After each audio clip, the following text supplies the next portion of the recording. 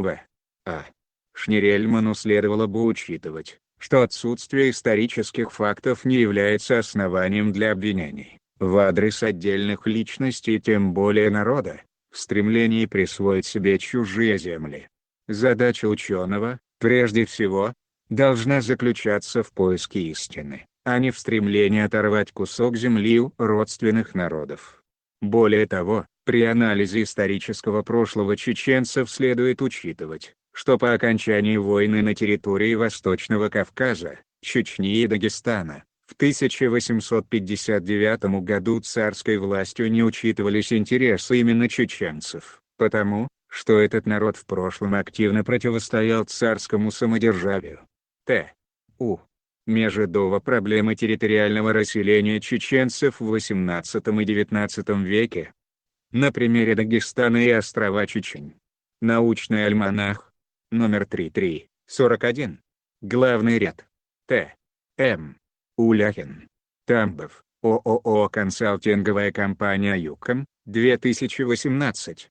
Страница 90. Таким образом, вышесказанное позволяет утверждать, что на чеченской плоскости, впоследствии названной Кумыкской, чеченцы жили по праву первых хозяев этих земель.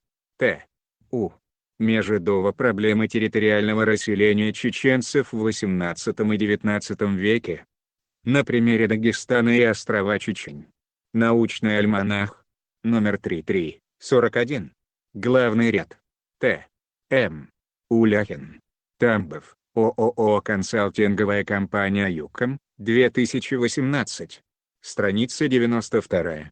Таким образом, на основании представленных выше исторических документов и фрагментов научных трудов, можно сделать следующие выводы. Во-первых, чеченцы являются не только древним народом Кавказа, но и одним из коренных народов Дагестана, что нашло отражение в одном из наименований родины предков чеченцами – Дихаста, Дагестан. Во-вторых, территория расселения чеченцев в XVIII и XIX веке доходила до берегов Каспийского моря. В-третьих, остров Чечень, находящийся у самого мыса Аграханского полуострова, наименование свое получил от живших и обитавших здесь чеченцев, которые использовали рыболовные угодья острова, и называли остров Нахчингайре, Чеченский остров.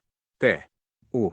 Межедово проблемы территориального расселения чеченцев в XVIII и XIX веке. На примере Дагестана и острова Чечень. Научный альманах. Номер 3341. Главный ряд. Т.М. Уляхин. Тамбов. ООО «Консалтинговая компания ЮКОМ», 2018. Страница 95.